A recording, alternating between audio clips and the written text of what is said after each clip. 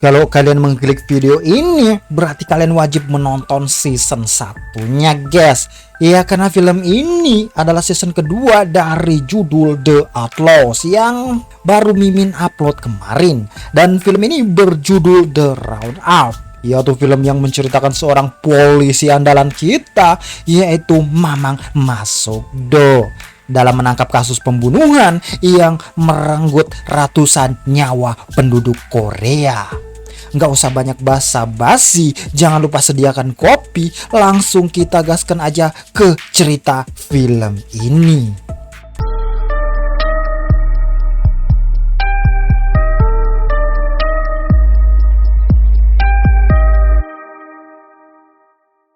Di awal film, di tahun 2018 di daerah Ho Chi Minh, sebuah daerah di Vietnam, terlihat seorang pengusaha muda dari Korea, yaitu Choi Yong-ki, yang sedang melakukan perjalanan bisnis untuk menemui seorang rekan kerjanya yang sebenarnya belum ia kenali secara dekat. Dan sebut saja orang ini dengan Kang Hae Sang. Mereka bertemu di titik lokasi yang mereka sepakati. Di sana sebenarnya Choi bersama satu temannya. Akan tetapi Choi kemudian masuk ke dalam mobil Kang Hae Sang seorang diri untuk bernegosiasi masalah bisnis. Pada awalnya situasi cukup normal hingga tiba-tiba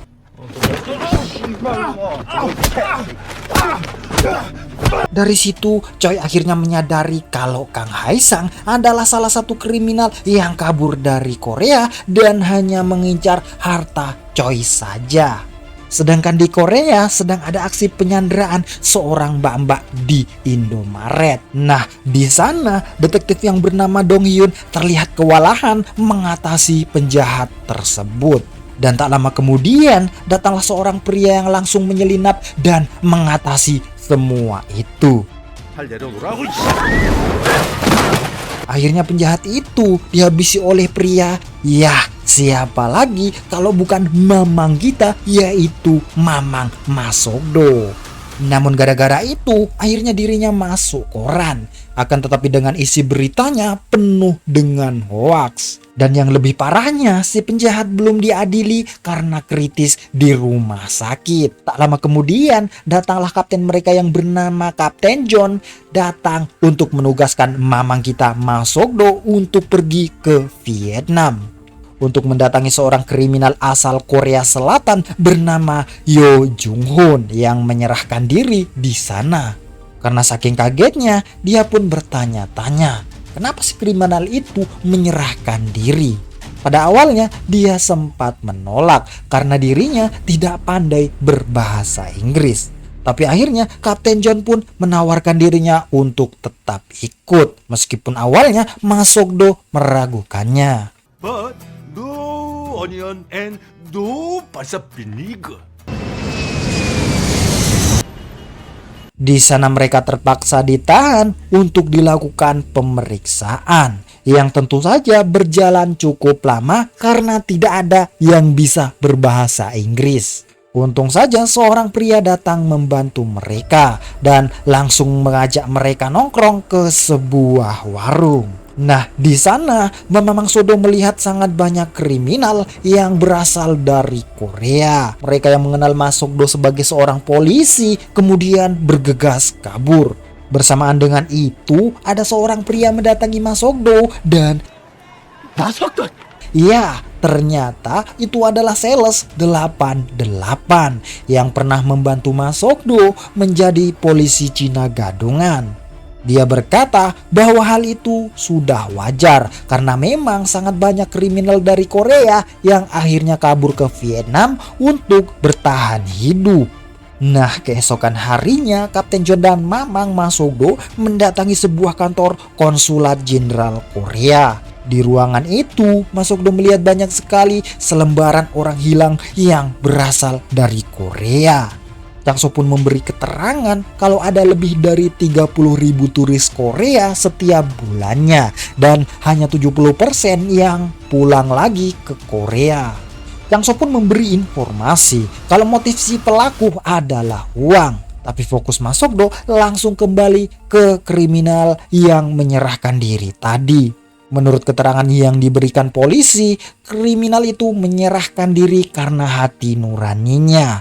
Dan tentu saja Mas Sogdo nggak langsung percaya dan akhirnya memutuskan untuk pergi menghampiri kriminal itu. Awalnya si Mas Sogdo menginterogasi dengan baik-baik. Karena orang itu tidak bisa diajak bekerja sama, akhirnya dia menggunakan caranya sendiri. 양심. 죽어? 우리 좀 죽어? Akhirnya si kriminal itu tadi bernama Chong Hyun menyebut satu nama, yaitu Jang Don. Tanpa pikir panjang, Mas Sogdo dan sang kapten segera mendatangi rumah Jang Don. Sesampainya di sana, mereka begitu terkejut melihat Jang Don sudah tidak bernyawa.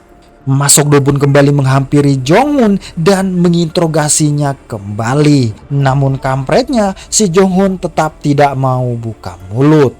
Akhirnya si Mas Sogdo pun memberitahu bahwa Jang Don telah meninggal dan dirinya akan diusir jika tidak buka mulut. Karena diancam akan diusir, Jong Hun pun akhirnya menceritakan apa yang sedang terjadi.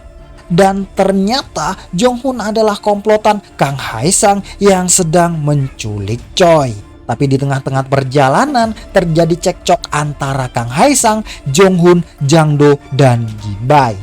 Mereka bertiga merasa diperlakukan tidak adil oleh Kang Hae Sang dalam pembagian jatah. Tanpa mereka sadari, Choi yang melihat situasi di dalam mobil tidak kondusif langsung melarikan diri menuju semak-semak.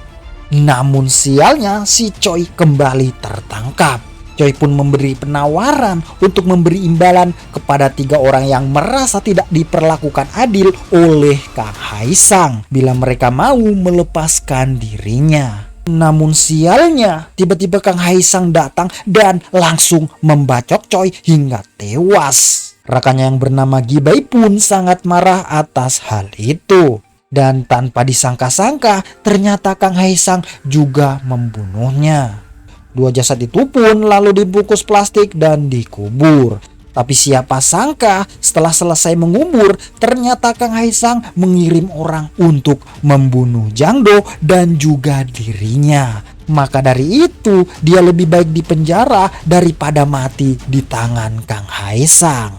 Nah, setelah itu, Mas Sogdo pun langsung menelpon kepolisian dan memutuskan mencari jasad yang dikubur oleh Kang Hae Sang. Dengan bekal-bekal informasi yang diberikan Jong Hun tadi, tak butuh waktu lama. Akhirnya jasad itu berhasil ditemukan Mas Sogdo.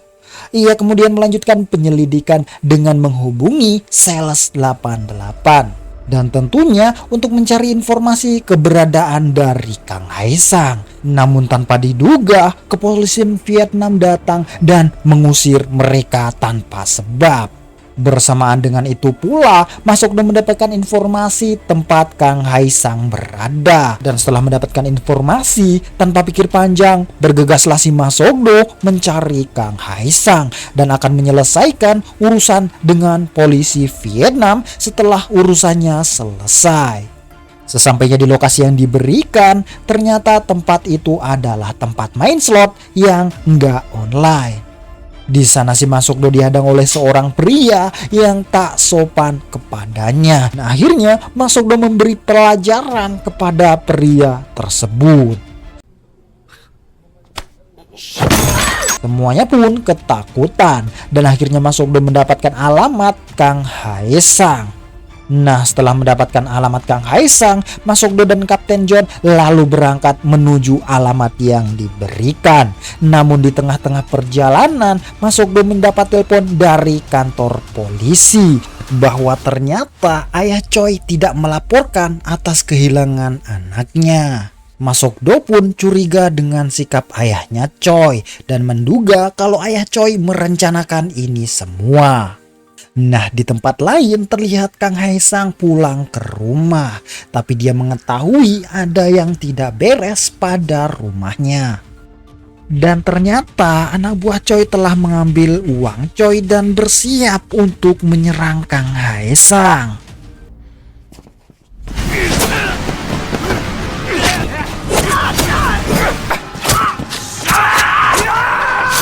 Setelah menghabisi komplotan yang menyerangnya itu, Kang Haesang menghampiri salah satu orang suruhan ayahnya Choi. Dia meminta kepada orang itu untuk diteleponkan ayahnya Choi yang bernama Chun Bai. Kang Haesang pun berkata pada Chun Bai bahwa ia akan menghabisinya dan mengambil uang yang sudah diambil anak buahnya tadi. Nah, di sore harinya, Mak Sokdo dan Kapten sampai di rumah Kang Haesang. Dan di sana, Mak Sokdo melihat banyak mayat ulah Kang Haesang. Saat sedang menyelidiki, tiba-tiba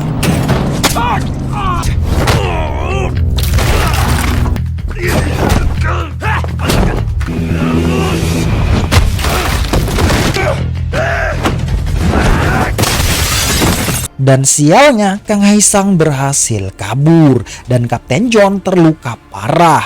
Nah, di rumah sakit, Mak Sokdo menemani Kapten John yang terus-menerus mengeluh dan selalu membicarakan misi pembalasan dendam ke Kang Haesang. Karena ikut merasa kesal, Mak Sokdo pun lalu menemui rekan Kang Haesang yang juga dirawat di sana. Dan berkat orang itu, dia mendapatkan banyak informasi tambahan. Namun tiba-tiba Mak Sokdo mendengar keributan di luar. Ternyata kepolisian Vietnam menghampirinya lagi untuk mendeportasi Mak Sokdo dan juga Kapten John. Tanpa pikir panjang, Mak Sokdo pun menyetujui hal itu. Kapten John yang tidak tahu apa-apa protes kepada Mak Sokdo. Akan tetapi Mak Sokdo langsung menariknya keluar. Dan setelah keluar dari rumah sakit, barulah Mak Sokdo menjelaskan kepada Kapten John bahwa Kang Haesang akan segera ke Korea dan berniat menghabisi Chun Bai. 야 말도 하지 마. 이 수십 명이 나한테 이만한 마테체로. Nah, kemudian mereka pun bergegas menemui Jang Isu, seorang mantan bos gangster yang ada di season 1 kemarin. Ia ke sana menanyai rute penyeberangan kapal ilegal. Sempat terjadi cekcok antara Mak Sokdo dan Jang Isu yang membuat Mak Sokdo tak sabar untuk meremas telur milik Jang Isu.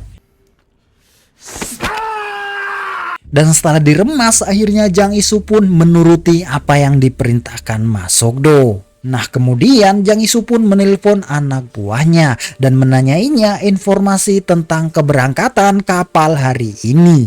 Dan benar saja, ternyata hari ini ada kapal yang mencurigakan yang datang di pelabuhan Gongpi. Nah, di malam harinya, Mak Sokdo mendatangi pelabuhan untuk mengecek seluruh saluran CCTV dan menemukan bahwa Kang Haesang sedang mencuri sebuah mobil. Nah, di tempat lain, tempatnya di Korea, muncullah dua orang kriminal yang bernama Chang Gisul dan Jang Sochul. Sedang mereka memasuki area bandara. Nah, kita panggil si kedua orang ini dengan sebutan Chang bersaudara. Nah, setelah tiba di Korea, Kapten John dan Mak Sokdo pun langsung menghadap ke kepala kepolisian. Di sana mereka dimarahi habis-habisan. Namun berkat penjelasan dari Kapten John, akhirnya kepala polisi itu memberi waktu untuk Mak Sokdo dan Kapten John menyelesaikan kasus ini sesegera mungkin. Nah, setelah itu, Mak Sokdo dan Kapten John pun mendatangi pemakaman Choi. Di sana, dia bertemu dengan ibu Choi yang sedang bersedih karena kehilangan anaknya. Nah, di tempat lain, si Chun Bai masuk lift bersama bodyguardnya. Tanpa dia sadari, Kang Haesang menyusul dan sudah ada di dekatnya. Dan dengan santai Kang Haesang mengaku kepada Chun Bai kalau dia adalah orang yang membunuh anaknya. Dan akhirnya pertarungan pun tak dapat dihindari. Seperti yang kita ketahui, apapun yang dihadapi Kang Haesang pasti akan dihabisi. Nah, di area parkiran, si Chang bersaudara menghampiri orang suruhan Chun Bai dan langsung menghabisinya. Nah, di ruangan CCTV, seorang petugas melihat dari layar monitor kalau sebenarnya si Chun Bai diculik. Ia pun segera berlari untuk menolong Chun Bai, tapi sialnya dia gagal mengejar karena lawannya pakai mobil.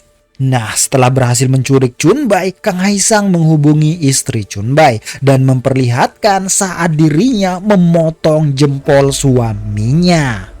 Nah, setelah itu ia pun meminta uang tebusan 2 miliar dolar. Karena tidak memiliki pilihan lain, istrinya pun sepakat untuk memberikan uang tebusannya. Nah, di sana Kang Haesang meminta uangnya dikirim melalui transfer. Namun istrinya menolak karena tidak ada jaminan suaminya akan selamat.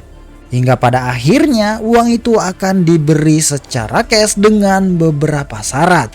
Salah satunya istri Chun Bai tidak diperbolehkan diantar siapapun.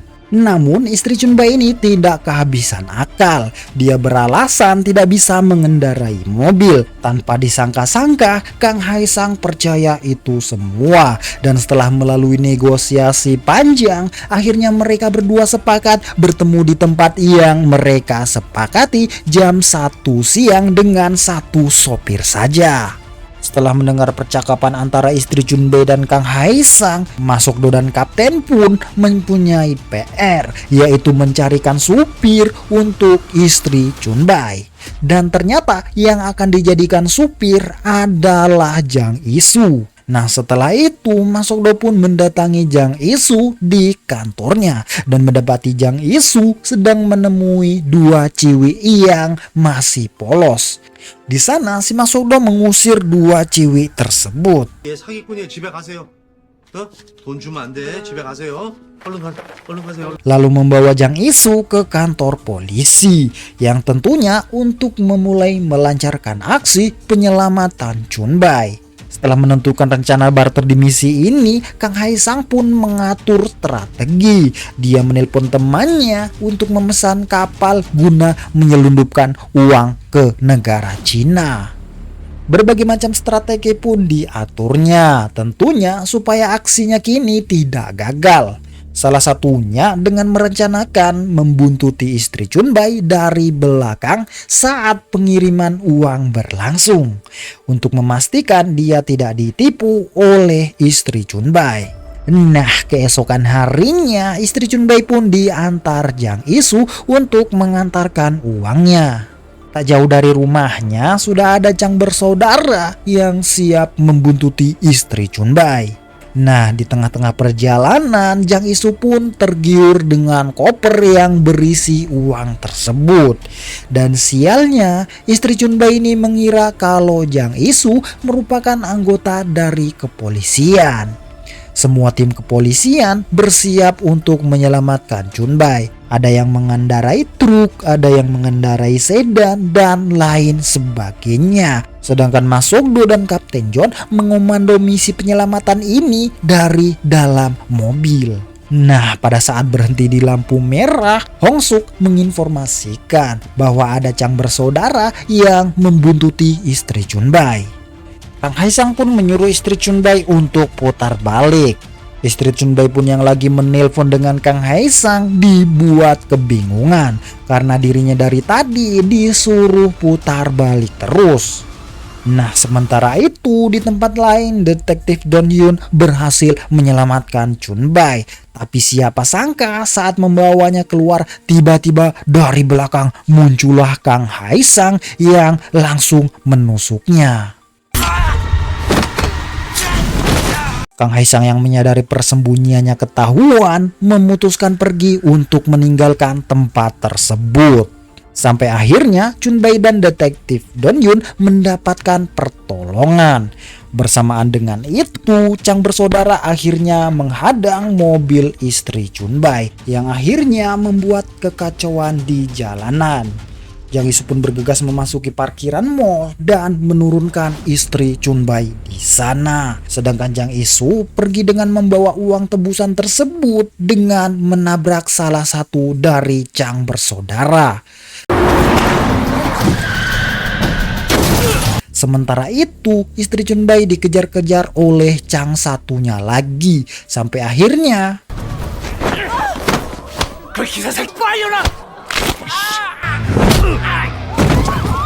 Nah, di tempat lain, Jang Isu yang membawa uang dikejar-kejar oleh Kang Haisang. Hingga akhirnya mobil yang dikendarai Jang Isu ditabrak oleh Kang Haisang. Namun sialnya, Kang Haisang kehilangan jejak Jang Isu. Dan di belakangnya ternyata sudah ada 2 polisi yang siap menangkapnya. Karena emosi, akhirnya Kang Haisang menikam kedua polisi tersebut. Di dalam pelariannya, Kang Haisang melihat berita laporan polisi kalau Jang Isu berhasil membawa koper uang dan berencana kabur ke Cina lewat pelabuhan. Nah, tanpa pikir panjang, Kang Haisang pun langsung menyusul Jang Isu ke pelabuhan tersebut. Di sana mereka sempat beradu mulut hingga akhirnya Jang Isu memilih untuk menyerah dan meninggalkan Kang Haisang dengan koper yang berisi uang tersebut sambil mengamati kemana Kang Haisang membawanya pergi. Lalu setelah tahu kalau Kang Haisang pergi, Jang Isu pun menelpon Mas Sogdo kalau Kang Haisang pergi menggunakan bis dari pelabuhan. Berdasarkan laporan dari Jang Isu, akhirnya kepolisian menghadang bis yang dilaporkan Jang Isu tersebut. Di sana Mas Sogdo pun dipertemukan lagi oleh Kang Haisang. Namun sebelum mereka beraksi, Mas Sogdo pun menyuruh para penumpang untuk turun. Dan inilah aksi mereka.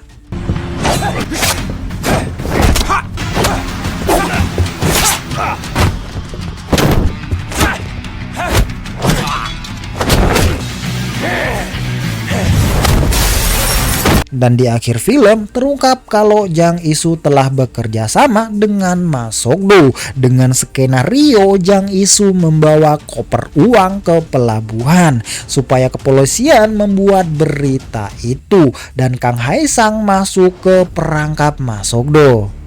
Nah, setelah itu Mas Sogdo pun merayakan kemenangan ini dengan meminum Homer khas Korea. Dan akhirnya film pun tamat. Nah, pesan-pesan yang kita bisa ambil dari film ini yaitu janganlah suka berbuat onar, apalagi suka membuat cewek terkapar. Walaupun muka kalian terlihat sangar, jangan lupa bersabar. Di sini Mimin pamit undur diri, sampai jumpa di video yang akan beredar.